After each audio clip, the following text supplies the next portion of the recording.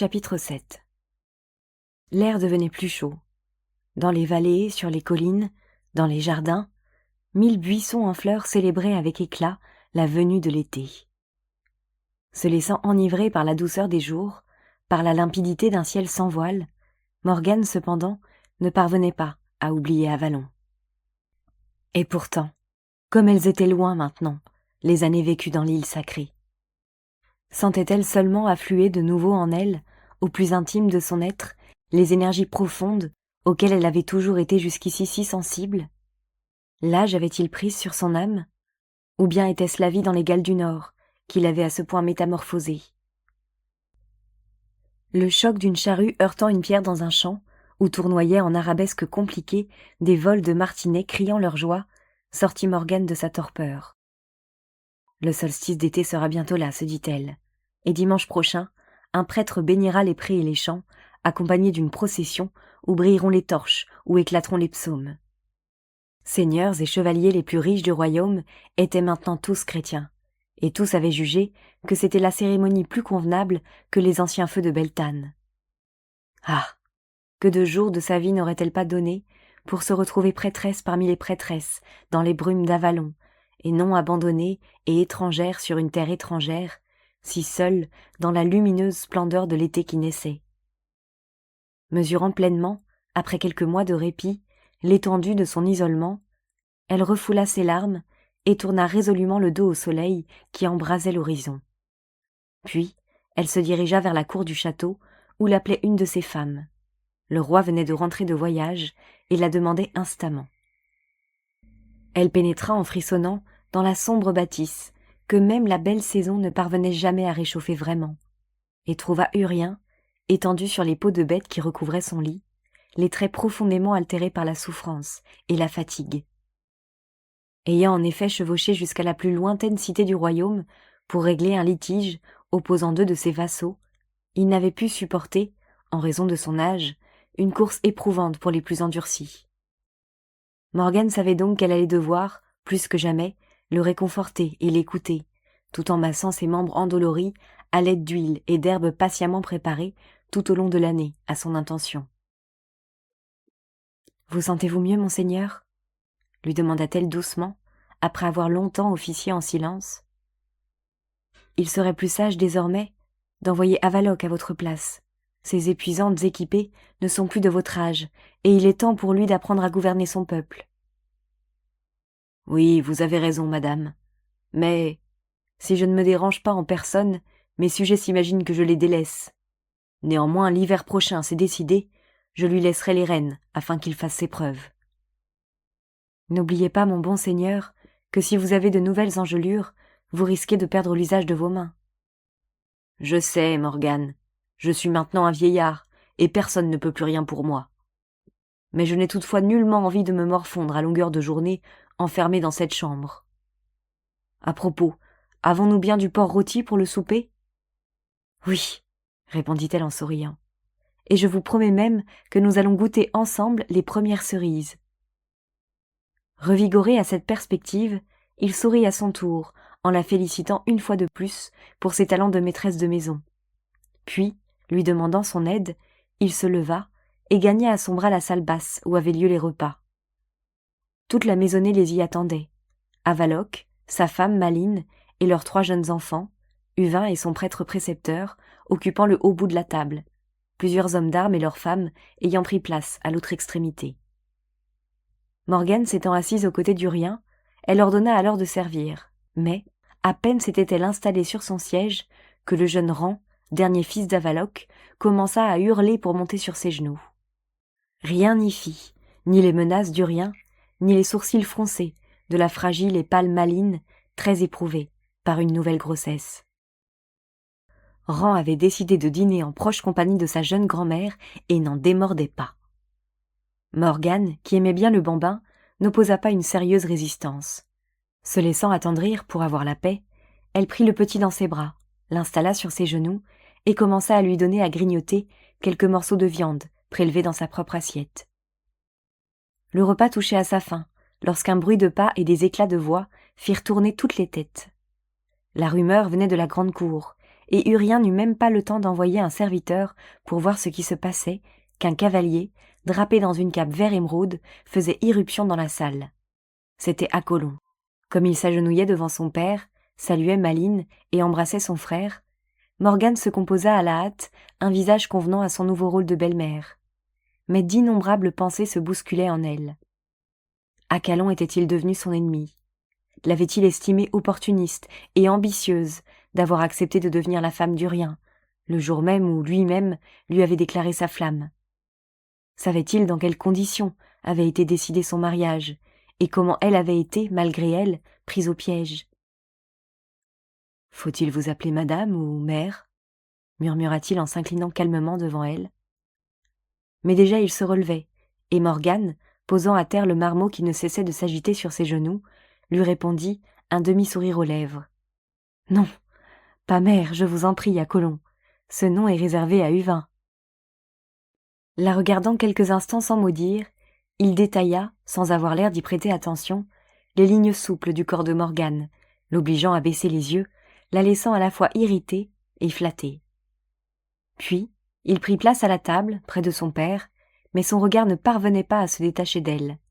Morgane eut tout loisir de remarquer que, depuis le jour où ils s'étaient quittés, quelques fils d'argent s'étaient insidieusement glissés dans sa chevelure, et que quelques rides nouvelles griffaient légèrement le coin de ses paupières.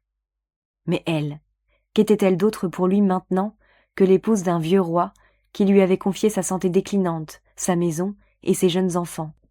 Était-elle seulement encore désirable? D'un geste sévère de la main, elle tenta alors de repousser le petit garçon qui, revenu à la charge, s'accrochait maintenant à son cou avec des mains pleines de sauce, puis elle tendit l'oreille aux conversations. Malines venait de demander à Apollon des nouvelles de la cour d'Arthur. « C'est le grand calme là-bas, » affirmait-il, « et je crains que l'époque des actions d'éclat ne soit définitivement révolue. La cour est indolente, et le roi continue de faire pénitence pour quelques péchés inconnus. Il ne mange plus de viande, ne touche plus au vin, même les jours de fête. »« Et la reine? Peut-on espérer un heureux événement ?» interrogea Malines. « Non, apparemment. Néanmoins, on dit qu'elle aurait annoncé à l'une de ces dames, il y a quelques mois, qu'elle attendait un héritier. Mais tout le monde sait maintenant que l'infortunée souveraine prend trop souvent ses désirs pour la réalité. »« Le roi a fait preuve d'imprudence, » s'exclama alors Urien. « Il aurait dû la répudier depuis longtemps, et prendre une femme capable de lui donner un fils. Je me souviens des désordres indescriptibles qui ont régné dans ce pays, lorsqu'on a cru qu'Uther Pendragon mourrait sans héritier. Il est grand temps pour le haut roi de songer sérieusement à assurer sa succession. Arthur a désigné pour cela le fils de son cousin Lancelot, mais il est à craindre qu'il n'ait jamais l'autorité suffisante pour gouverner. N'oubliez pas que Lancelot est le fils de la Dame du Lac, et qu'il appartient à l'ancienne lignée royale d'Avalon, intervint Morgane. Avalon? Persifla Malines d'un ton dédaigneux. Nous sommes en terre chrétienne aujourd'hui. Avalon ne représente plus rien pour nous. Peut-être davantage que vous ne le croyez, répliqua Apollon avec sévérité. J'ai en effet entendu dire qu'une très grande partie du vieux peuple des campagnes réprouve le fait qu'Arthur se conduise en roi chrétien. Ils n'ont pas oublié qu'avant son couronnement, il avait juré de rester fidèle à leur foi ancienne. Il est cependant vrai que les prêtres gagnent chaque jour un peu plus d'influence à la cour, comme dans l'ensemble du pays. Ainsi, le roi saxon Édric lui-même vient-il de se convertir au Christ. Il s'est fait baptiser avec toute sa suite à Glastonbury, puis il s'est agenouillé devant Arthur et l'a reconnu, au nom de tous les Saxons, comme le haut roi. Je n'accorderais quant à moi pas la moindre confiance à un Saxon, même s'il était coiffé d'une mitre, commenta Urien en riant. Moi non plus, renchérit Avaloc. Mais si les chefs saxons prient et font pénitence pour sauver leur âme, ils auront moins de temps pour brûler nos fermes et nos abbayes. Mais, à propos de pénitence et de jeûne, quel péché Arthur peut-il bien avoir sur la conscience? Il m'a toujours paru si juste et si probe. Comment a-t-il pu mériter un châtiment aussi sévère? Morgane, vous qui êtes sa sœur, quel est votre sentiment intime? Je suis sa sœur, non son confesseur, répondit d'un ton évasif Morgane. Donnez-moi maintenant des nouvelles de notre royaume, reprit Apollon, mettant un terme au bref silence qui venait de s'installer dans la pièce. Le printemps a été tardif, et il me semble que les labours ne sont guère avancés. Il est vrai, expliqua Malines, mais tous les travaux de printemps seront terminés dimanche prochain, pour la fête de la bénédiction des champs. Oui, on est en train de choisir la Vierge du printemps, cria Huvin tout excité. Il y aura des danses, partout, et on portera même une statue de paille qu'on fera brûler. Le père Eyane dit qu'il déteste tout cela, mais moi je trouve qu'on va bien s'amuser. Je pense, en effet, que la bénédiction de l'Église serait amplement suffisante, dit celui-ci. A-t-on besoin d'autre chose que de la parole de Dieu pour fertiliser les champs? Cette effigie de paille est un souvenir de vieux rituels païens. Quant à la Vierge du printemps, c'est une réminiscence d'une coutume idolâtre et proprement scandaleuse, dont je préfère ne pas parler devant les enfants. Dieu merci, dit alors Malines en se signant. Nous vivons maintenant dans un pays civilisé. Hélas, elle n'a pas tort, pensa Morgane. Tout a bien changé. Les prêtres promènent leur croix avec ennui et interdisent d'allumer les feux de la fertilité. C'est miracle que la déesse n'ait pas rendu stériles les champs de blé pour se venger des humains. La conversation prit alors un tour tout autre, et Morgane retint seulement qu'Hélène venait de mettre une fille au monde. Puis, chacun regagna ses appartements. Morgane, qui restait toujours la dernière, pour vérifier que tout était en ordre, se dirigea, son inspection terminée, vers la chambre préparée en hâte pour Apollon, afin de s'assurer que celui-ci ne manquait de rien. « J'ai tout ce qu'il me faut, » lui dit-il avec aplomb, « sauf une femme pour me tenir compagnie. Mon père a de la chance de vous avoir dans son lit. Si j'ai bonne mémoire, j'avais pourtant tout lieu d'espérer. » Ne pouvant cacher son agacement, Morgane se rebiffa. « On ne m'a guère laissé le choix, figurez-vous, » le coupa-t-elle sèchement. « D'ailleurs, ce qui est fait, mon cher Apollon. » Et sans lui fournir d'autre explication, elle tourna les talons et quitta la pièce, non sans l'avoir entendu proférer d'une voix presque menaçante. « Non, ma gentille dame, vous ne vous en tirerez pas à si bon compte. » Morgane dormit très mal cette nuit-là, et elle avait déjà ouvert les yeux depuis longtemps, lorsque l'aube du solstice d'été se leva, triomphante sur une nature vibrant dans ses moindres fibres de toutes les promesses de la fécondité. Elle qui, au cours des dernières semaines, avait craint de n'être plus sensible à cette exaltation profonde, sentit avec joie son corps et tout son être répondre aux sollicitations de la terre et de la vie, comme il l'avait toujours fait à Avalon. « Nous allons avoir une journée radieuse pour la fête de la bénédiction des champs !» s'exclama tout guilleret Urien en s'éveillant à son tour. « Il est vrai qu'il pleut très rarement, un jour tel qu'aujourd'hui. Je me souviens pourtant d'une année où la pluie n'a pas cessé pendant 10 jours. Nous ressemblions tous à un troupeau de cochons pataugeant dans la boue. » N'oubliez pas, mon cher seigneur, qu'on appelle parfois la déesse la grande truie, lui reprocha affectueusement Morgane, et que, dans une certaine mesure, nous sommes par conséquent tous ses pourceaux. « Morgane !» la raboua d'un même ton le vieux monarque. « Ces temps sont maintenant révolus. » Par notre faute à tous, pensa Morgane. Urien le premier aurait pu se montrer un souverain plus énergique face à la marée du christianisme qui a déferlé sur ces terres.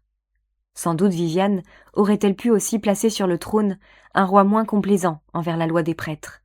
Mais il était difficile de prévoir que Guenièvre deviendrait aussi pieuse. Pourquoi d'ailleurs elle, Morgane, n'était-elle pas intervenue plus fermement vis-à-vis d'Arthur? Dans l'ombre de Guenièvre, n'aurait-elle pas pu davantage et mieux servir la gloire de la grande déesse?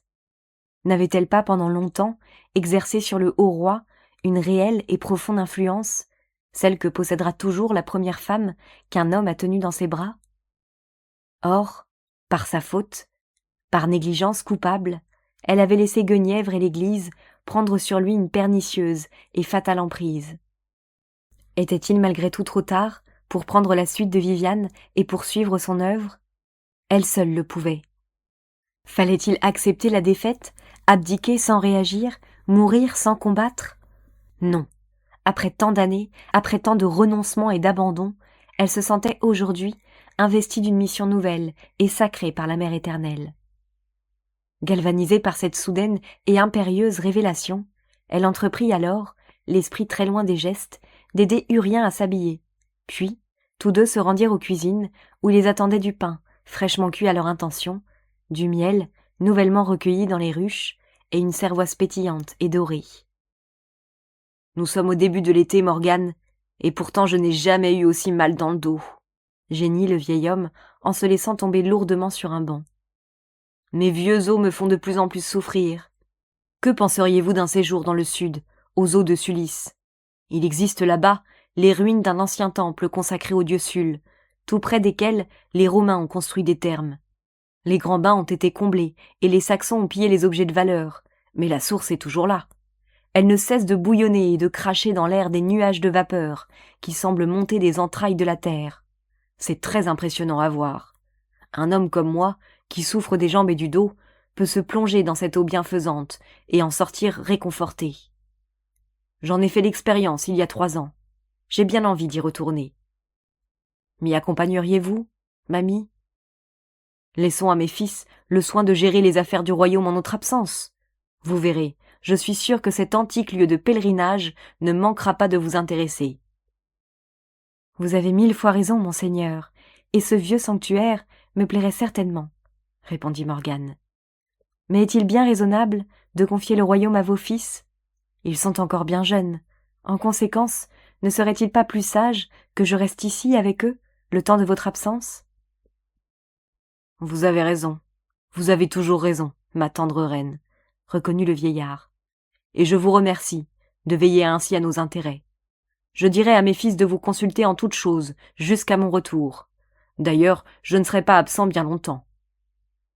Votre confiance m'honore infiniment, mon doux maître. Reposez-vous entièrement sur moi. Quand désirez-vous partir? Le plus tôt sera le mieux. Ce soir même, si possible, après la bénédiction des champs. Veillez, je vous prie, aux nécessaires préparatifs.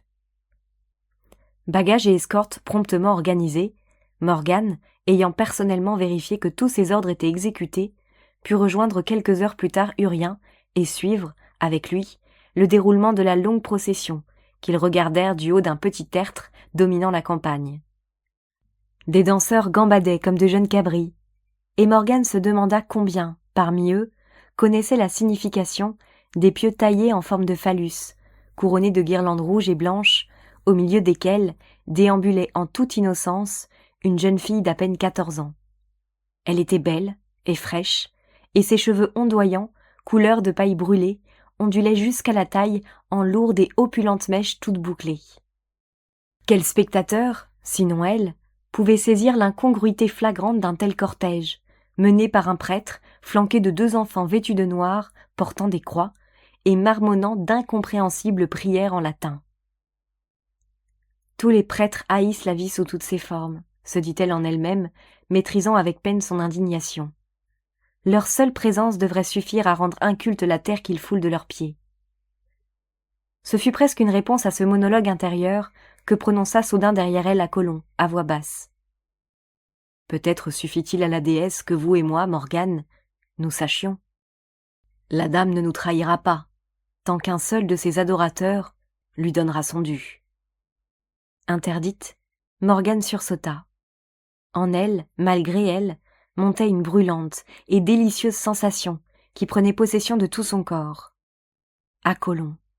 Apollon était là, tout près d'elle, et savait. Apollon, le fils de l'homme qu'elle avait épousé et qu'elle s'était par là même interdit de séduire. C'est alors qu'une petite phrase, apparemment anodine, lui revint en mémoire. Une phrase entendue à Avalon et prononcée par un druide au cours de l'initiation des jeunes prêtresses à la sagesse secrète. Si vous désirez connaître le message des dieux qui vous aidera à conduire votre vie, n'oubliez jamais ce qui, dans celle-ci, se renouvellera à plusieurs reprises. Or, dans sa propre vie, un fait s'était répété plusieurs fois. Oui, un fait troublant. Elle avait en effet, jusqu'à ce jour, aimé et désiré 2 hommes, trop proches d'elle pour qu'elle pût donner suite à leur amour.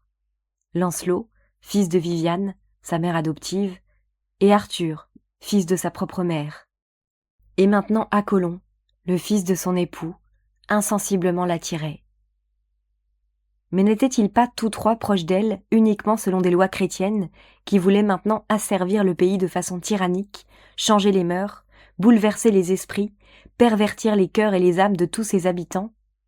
Fallait-il qu'elle aussi, prêtresse d'Avalon, accepte jusqu'à la fin de sa vie terrestre de subir le joug abhorré et maudit? À leurs pieds, cependant, les danseurs masqués secouaient désormais les vieux phalliques, tout en se trémoussant, tandis que la Vierge du printemps, cheveux au vent, venait tour à tour effleurer de ses lèvres leurs visages inconnus. C'est à vous, Morgane, que revient l'honneur de distribuer ceci aux danseurs, dit alors Urien, en lui remettant entre les mains une grande corbeille débordante de friandises et de sucreries. Ils viennent tous de nous donner une belle démonstration de leur talent.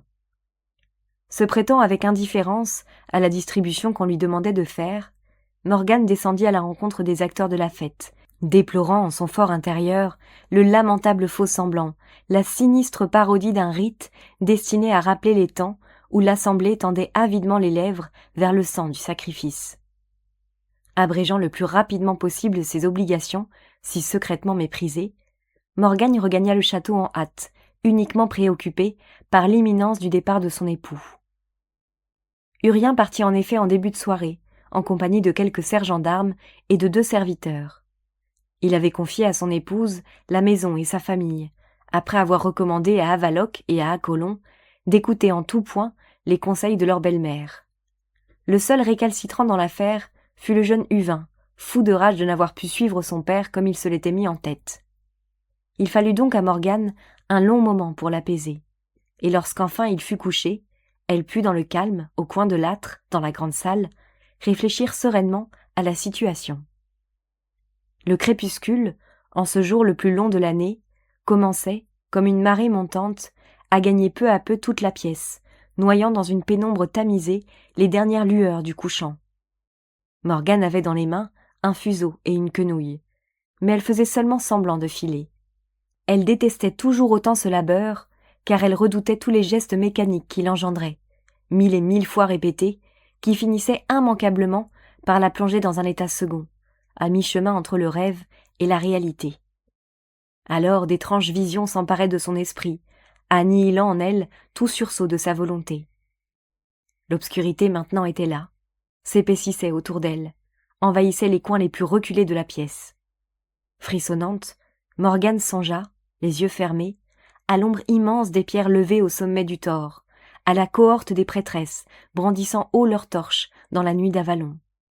Puis, le visage de Ravenne se dessina avec précision, énigmatique et troublante vision, se superposant presque exactement à celle de Viviane. Vint ensuite la silhouette d'Arthur, tout de noir vêtu, marchant courbé à pas très lents au milieu de ses sujets, un cierge de la pénitence à la main, comme si les prêtres l'avaient obligé à s'humilier en public. Enfin, ce fut le tour de la barge d'Avalon, émergeant des brumes opaques, avec, à son bord, 3 femmes, également drapées de noir, et un homme blessé, livide, l'air mourant. La lueur d'une torche, bien réelle celle-là, arracha soudain Morgane à ses ombres, et une voix rieuse explosa dans la nuit. « Parvenez-vous vraiment à filer dans une telle obscurité, ma mère ?»« Je vous ai déjà demandé de ne pas m'appeler ainsi. » Acolon accrocha sa torche à un anneau de fer fixé à la muraille, puis il s'approcha de Morgane à la toucher, lui soufflant à l'oreille avec passion.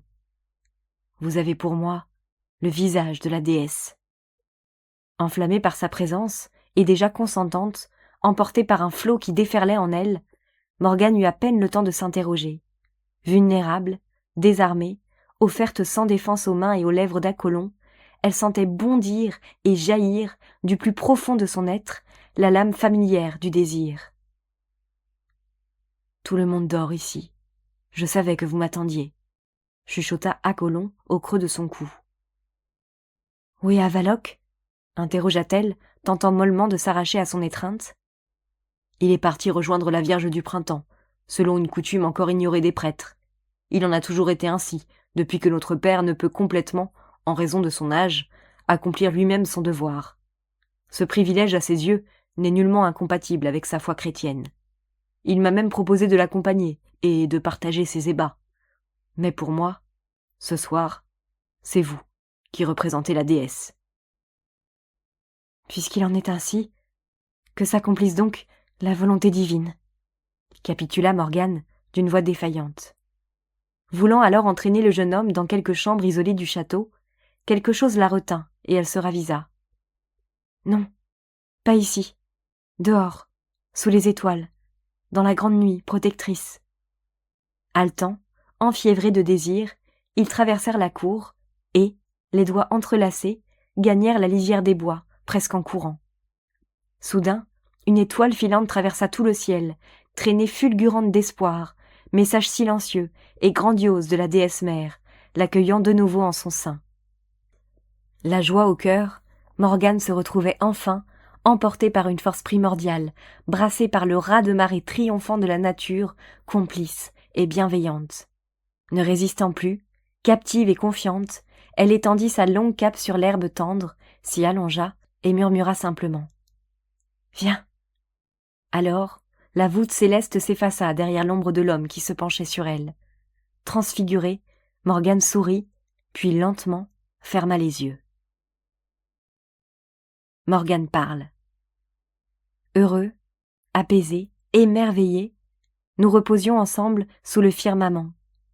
Je savais que nous venions d'agir sous l'unique impulsion d'une magie irrésistible.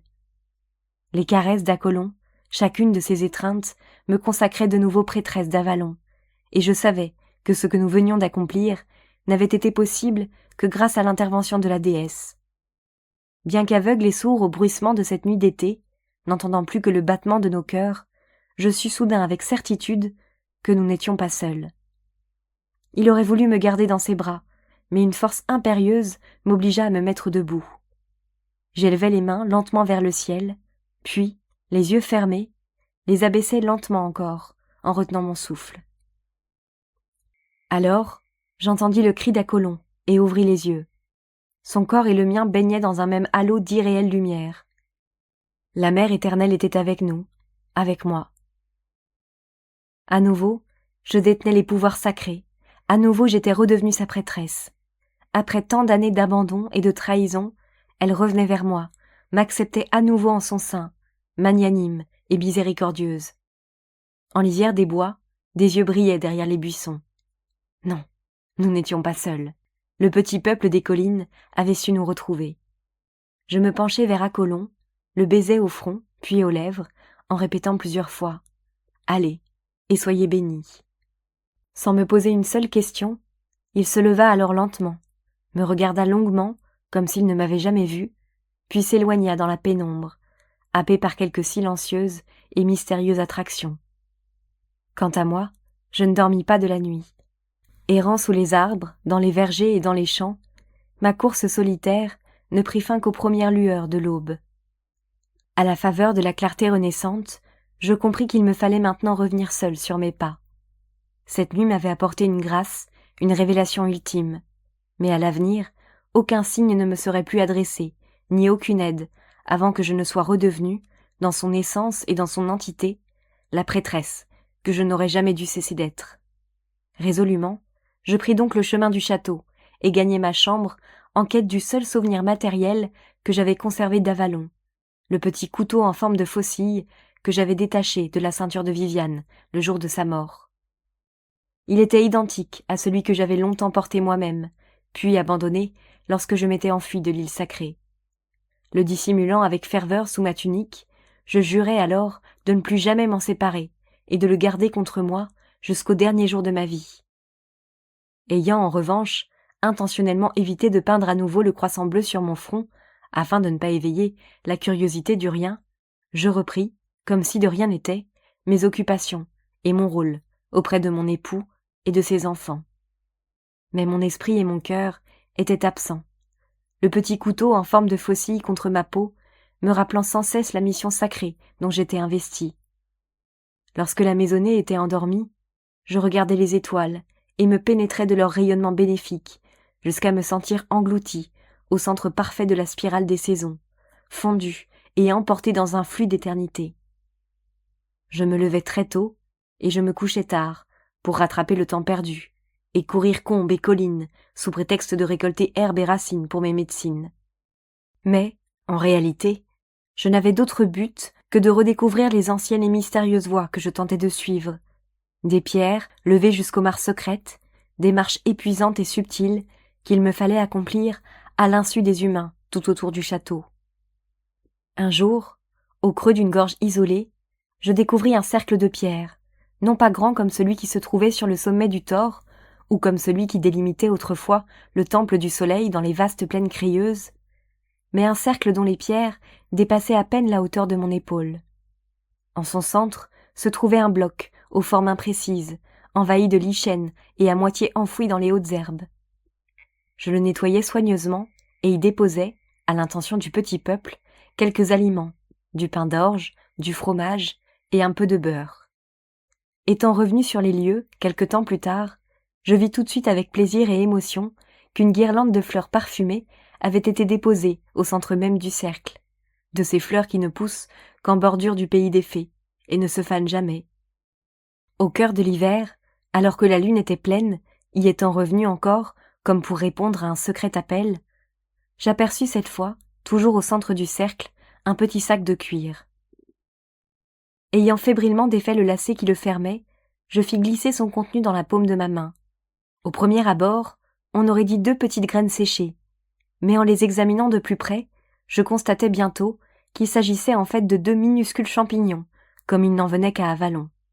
Réputés venimeux parce qu'ils provoquent des vomissements et des troubles de la circulation, pris à très faible dose et dans un état de jeûne avancé, ils avaient au contraire la propriété de provoquer le don de seconde vue. C'était là un inestimable présent, et j'imaginais avec reconnaissance le long trajet qu'avaient dû accomplir les hommes du petit peuple pour me les offrir. En remerciement et signe d'amitié, je déposais, bien sûr à leur intention, toute la nourriture que je leur avais apportée, viande séchée, fruits et un rayon de miel, que je voulais garder dans ma chambre dans l'espoir de favoriser en moi la renaissance du don auquel j'avais renoncé depuis si longtemps. Mais désormais, la déesse était avec moi. Une fois grandes ouvertes les portes de la clairvoyance, je pouvais solliciter sa présence et la supplier de pardonner mon infidélité. Je ne la craignais plus. C'est elle qui m'avait envoyé ce présent, pour que, plus sereinement encore, je puisse aller à sa rencontre. Le temps de la pénitence était révolu. Je n'étais plus seule. Pour fuir les Romains, le petit peuple se cachait à l'ombre protectrice du monde végétal, mais je sentais qu'il veillait sur moi sans relâche. Il m'appelait de ses vœux pour redevenir sa prêtresse et sa reine. Pour eux, Morgane la fée était de retour.